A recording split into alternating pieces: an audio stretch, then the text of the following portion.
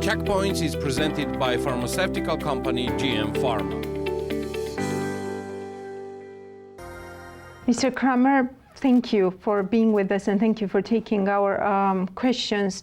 My first question will be, how do things look like in Georgia from the U.S.? The situation in Georgia looks very bad if you only look at what the government is doing, if you look at what the parliament is doing.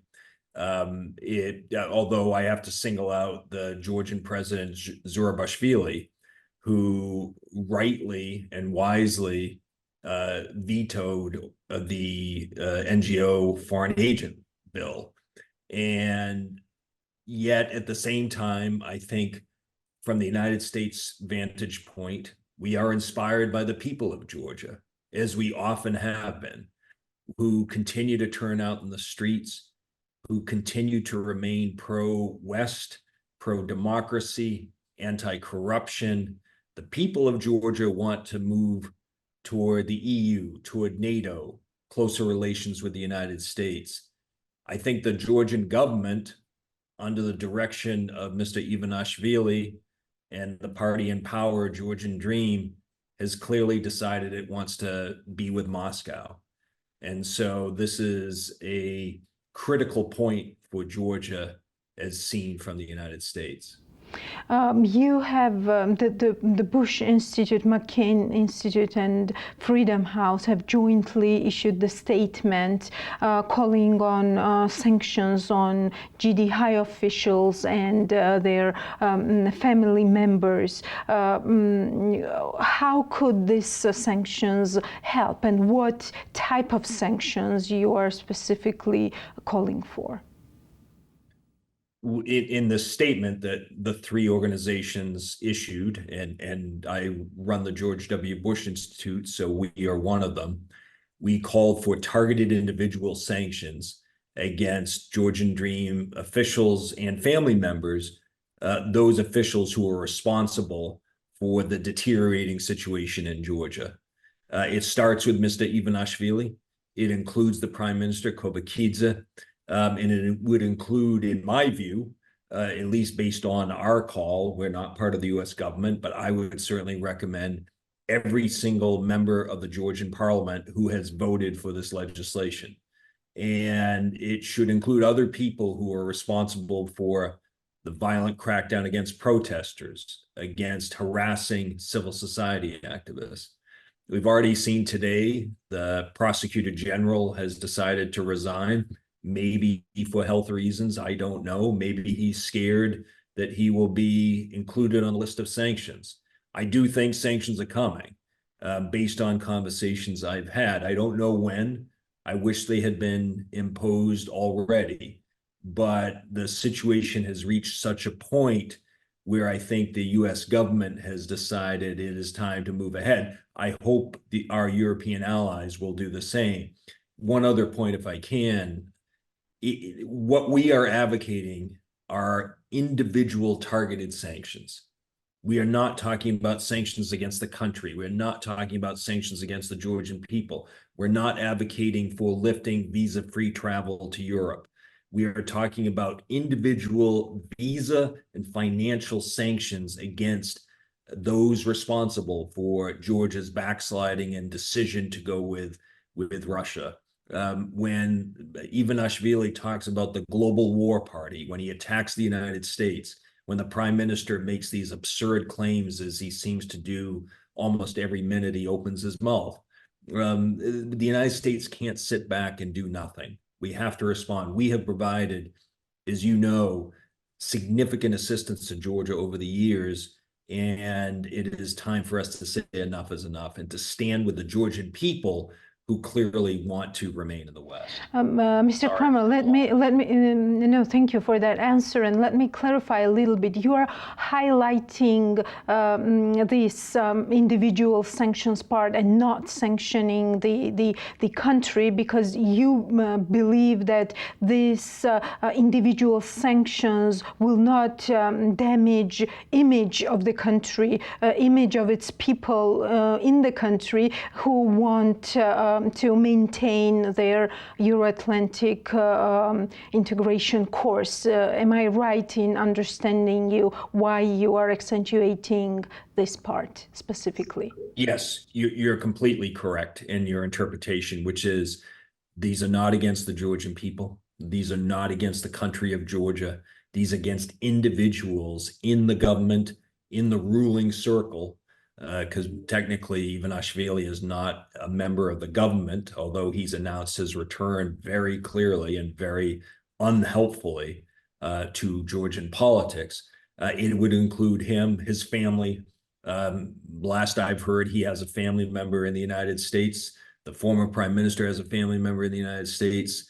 If they think they can criticize and blast the United States, claim that we are part of a global war party, while at the same time sending their children to enjoy the benefits of living in the United States, they need to be proven wrong. So this is not against the Georgian people. An average Georgian citizen who wants to come visit the United States, more than welcome. Who wants to travel to Europe, by all means. But if you have voted in the Georgian parliament for this NGO law, then I would hope that your ability to travel to the United States, if these sanctions are imposed, will be negated, and you won't be allowed to travel here. I hope the European Union will adopt similar sanctions if the Hungarians will get on board with what is being proposed. So these are very targeted, individual, specific sanctions, and not against the country or the Georgian people. The Georgian people, as I said, remain an inspiration for all of us. They have turned out in the streets night after night after night in support of joining the European Union, in support of becoming a member of NATO, in support of being a normal country in Europe. And that is only to be praised and recognized by the United States and the rest of Europe. Mr. Kramer, we have already heard about the sanctions and the fact that the sanctions are coming, and not only like travel bans or even more serious sanctions like financial sanctions, for example, also on this bigger pool of people that are associated with GD and with being in charge of passing this Russian law, even though the majority of the people don't want this law in their country. We've heard this from James O'Brien. We've already heard this from Mr. Anthony Blinken, that these sanctions are coming. But we do not see the behavior change, or even more, we don't even see the rhetoric change of the Georgian dream. Please elaborate a little bit from your experience what that means, what it means to be sanctioned by the United States, and what might this mean for these people to have financial sanctions imposed on them. Well, Mr. Ivanishvili wrongly has concluded long ago that he already was sanctioned. He has not been. His problems were with Credit Suisse Bank, not as a result of any sanctions imposed by the European Union or the United States. And so if he thinks it has been difficult for him already, he is only going to face more difficulty if he is included on the sanctions list. I certainly hope he will be. And for others, as I said, a lot of these individuals like to send their children to study in the United States, or to live in the United States, or to travel in Europe. They themselves like to travel to the United States or to visit various European capitals. That will come to an end if these sanctions are imposed. They will no longer be able to do so. And so they will be forced to deal with the fact that they have been sanctioned by a country that has been supporting Georgia since its independence, that continues to try to help Georgia on a democratic path, deal with the problem of Russia occupying 20% of Georgian territory. And so I think that these people are in for as the expression is, a very rude awakening, which is they are going to wake up one day and discover that they are on a list of sanctions by the United States. And a lot of people who wind up on these lists for various reasons, whether they're Russian officials as a result of corruption and gross human rights abuses, or the invasions of Ukraine or other people, they spend a lot of time trying to get off of these lists. And I imagine that will be the case with those individuals in Georgia who were sanctioned as well. And you mentioned Jim O'Brien's comments, Secretary Blinken's comments. You've also seen calls from the U.S. Senate and the U.S. House of Representatives that the United States should impose sanctions. So this has bipartisan support. This is not just a Democratic Party issue. It's not just the Biden administration. Republicans in the Congress are calling for a tougher approach. The Senate Minority Leader yesterday, Mitch McConnell, also issued a very strong criticism of what's been happening in Georgia. Senator Risch, the ranking Republican on the Foreign Relations Committee, the same thing.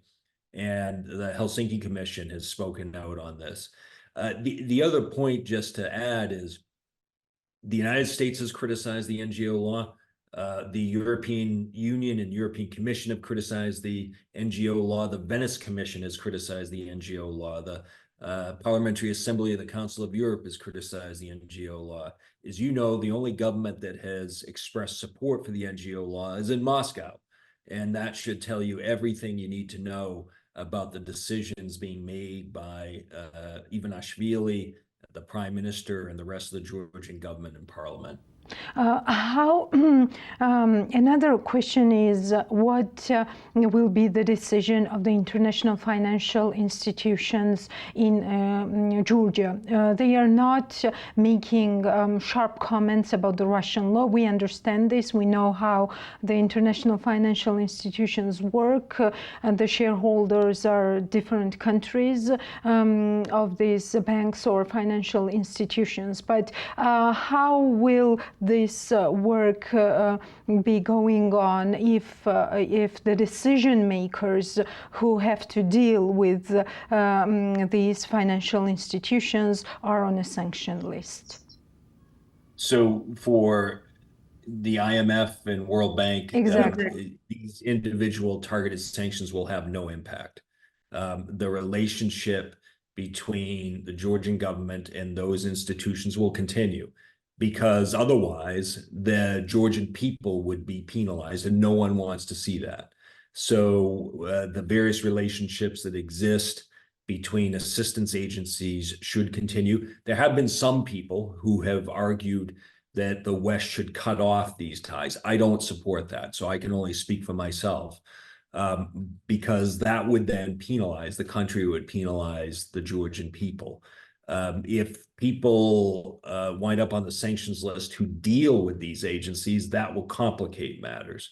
But in my view, the assistance provided through the IMF or the World Bank or the EBRD or any of these entities should continue, because we want to support the Georgian people. We want to support Georgia, the country. We want to see Georgia succeed and deepen integration with the Euro-Atlantic community.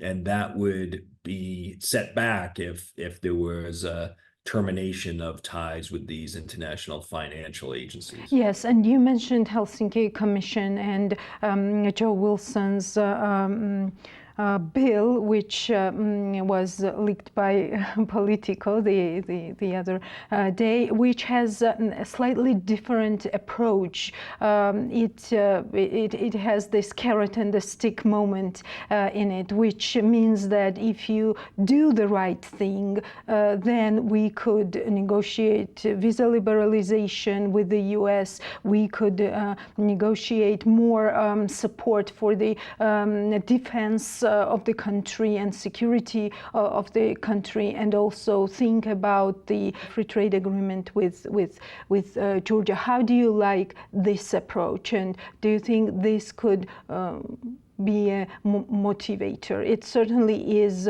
for the people who are in streets. How about the government? Would that work? Well, I think in principle, it sounds like a good approach. There is a lot already that the United States has done for Georgia. We've provided over $6.5 billion in assistance. But there's more we can do, and it doesn't always involve the transfer of funds. These days in U.S. politics, talk about providing foreign assistance dollars is not very popular. But there are more ways that we can deepen the relationship with Georgia, including helping to ensure its defense against further Russian encroachment into Georgian territory with the creeping annexation that we've seen over the years. Free trade agreements are tricky. A lot of countries want to have a free trade agreement with the United States, and there have not been many that have been signed in recent years. So I think it's important also not to raise expectations that are not realistic. I'm in favor, in principle, of a free trade agreement between the United States and Georgia. I would just be careful and drawing a conclusion that if there's a change of some sort in Georgia, that the United States the next day will sign a free trade agreement. That's not realistic. So I don't want to raise unrealistic expectations. And I think the formulation wasn't exactly free trade agreement. It was something like a steady, liberalized trade relations with the U.S., which leads to that, but might mean a lot of things, which is not raising those expectations that you were just talking about. Yeah, we here at the Bushes too, we're strong supporters of free trade. We don't believe in protectionism. So to the extent that the U.S.-Georgian relationship could move in a more positive direction when it comes to free trade, all for it. Yes, and my last question, and thank you so much for your time, Mr. Kramer. Where do you see Georgia going in the short term and in the long term? And this is also, remember, this is also about expectations. So I will be listening carefully to what you have to say. Yeah, I think in the short term, it will depend on whether the United States and the European Union impose sanctions. It looks like they're going to, at least the United States. I don't know if the EU will be able to reach agreement. I hope they will.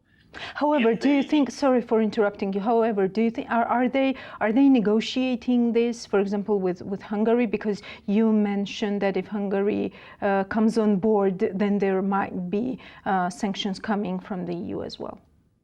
Well, as you know, we've seen a number of countries in Baltic states and others, the Nordics pressing for a tougher line. Germany has come out and spoken very critically of this law, France as well. So I think generally there is strong support for a tougher line and sanctions within the EU. The question will be whether they can get over Hungarian opposition. I think it's mostly just Hungary.